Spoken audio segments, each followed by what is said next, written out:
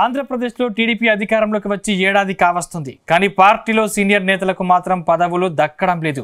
కొత్త వారికి మాత్రం అన్ని రకాల పదవులు దక్కుతున్నాయి. దాంతో హైకమాండ్ తీరుపై సొంత పార్టీ నేతలే నారాజ్ అయ్యారా? ఇప్పుడు కాకపోతే ఇంకెప్పుడు పదవులు వస్తాయని అసంతృప్తితో రగిలిపోతున్నారా?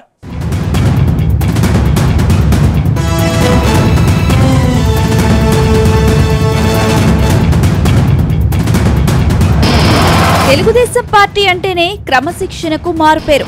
ఆ పార్టీలో అధినాయకత్వం నిర్ణయమే శిరోధార్యమని చెబుతారు. కానీ కూటమి సర్కార్ అధికారంలోకి వచ్చాక సీనియర్లను పట్టించుకోవడం లేదని ఆరోపణలు ఉన్నాయి. దాంతో అధికార పార్టీ సీనియర్ నేతల్లో అసంతృప్తి పెరిగిపోతుంది. గతంలో పార్టీ కోసం సుదీర్ఘకాలం పనిచేసిన నేతలు పదవులు దక్కకపోవడంతో నారాజవుతున్నారు. గతంలో ఓ వెలుగు వెలిగిన సీనియర్ నేతలు ఇప్పుడు ఎమ్మెల్యేలుగా మిగిలిపోవాల్సిందేనా అని ఆవేదన చెందుతున్నారట.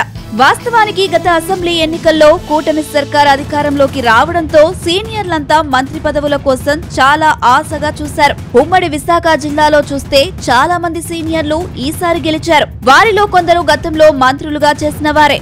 ఆనవాయితీ ప్రకారం ఆమాత్య కుర్చీ కూడా ఈసారి తమకే దక్కుతుందని ఆశపడ్డ లీడర్లకు సీఎం చంద్రబాబు గట్టి షాక్ ఇచ్చారు.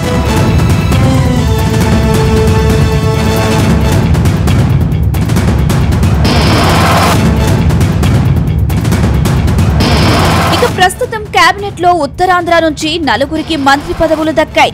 ఇందులో శ్రీకాకుళం జిల్లాకు 2, విజయనగరం జిల్లాకు 2 మంత్రి పదవులు ఇచ్చిన అధినాయకత్వం విశాఖ జిల్లాకు మాత్రం ఒక్కటే ఇచ్చింది. అది కూడా జాబితా చూస్తే సీనియర్లుగా ఉన్నవారు చాలా మందికి దక్కలేదు.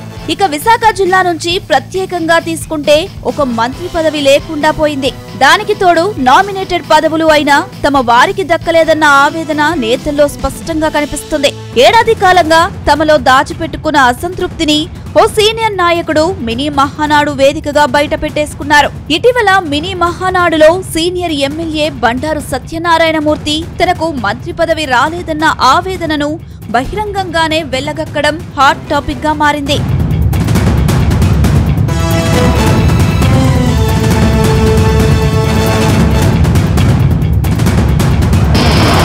మరోవైపు భీమిలి ఎమ్మెల్యే మాజీ మంత్రి గంటా శ్రీనివాసరావు కూడా తనకు ఛాన్స్ దొరికినప్పుడల్లా కూటమి సర్కార్పై సెటైర్లు వేస్తున్నారు.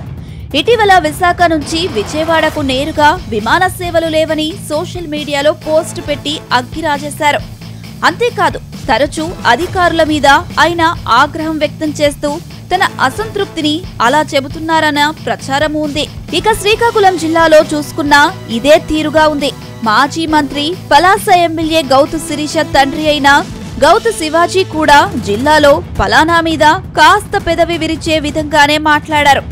అభివృద్ధి విషయంలో కూడా చర్చించేందుకు జిల్లా స్థాయి సమావేశాన్ని కూడా ఏడాది కాలంలో పార్టీ పరంగా పెట్టలేదని ఆయన అన్నారు. మరోవైపు మినీ మహానాడులో పలువురు నేతలు అసంతృప్తితోనే మాట్లాడారు. కనీసం నామినేటెడ్ పదవులు అయినా తమకు దక్కలేదన్న ఆవేదన వారిలో ఉంది.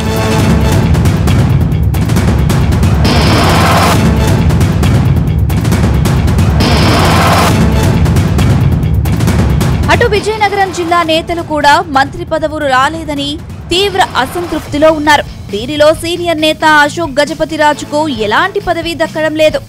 గతంలో కేంద్ర మంత్రిగా పనిచేసిన ఆయనకు గవర్నర్ పోస్ట్ ఇస్తారని ప్రచారం సాగింది. కానీ ఇప్పటి వరకు సాధ్యపడలేదు. దాంతో ఆయన నారాజ్ అయ్యారు. మరోవైపు మాజీ మంత్రి కమిడి కళా వెంకట్రావు కూడా మంత్రి పదవి రాలేదని అసంతృప్తితో రగిలిపోతున్నారు. ఇక నామినేటెడ్ పదవులు దక్కిన వారు తమకు అవి పదవులే కావు అన్నట్టుగా భావిస్తున్నారు. పార్టీలో తమకు సముచిత స్థానం లేదన్న వారి సంఖ్య కూడా పెరుగుతుంది. ఈ అసంతృప్తి తొలి ఏడాదిలోనే ఇలా ఉంటే రానున్న రోజుల్లో ఏ విధంగా ఉంటుంది అన్నది పార్టీలో చర్చ సాగుతుంది.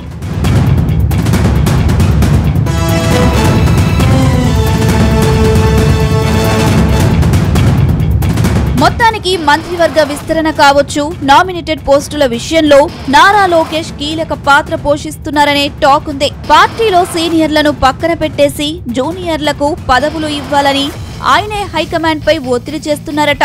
అందుకే పార్టీలో సీనియర్లకు పదవులు దక్కడం లేదని అంటున్నారు. అయితే ఈ విషయం తెలియక కొందరు నేతలు బహిరంగంగా తమ నిరసనను తెలియజేస్తే పదవులు దక్కుతాయని ఆశపడుతున్నారట.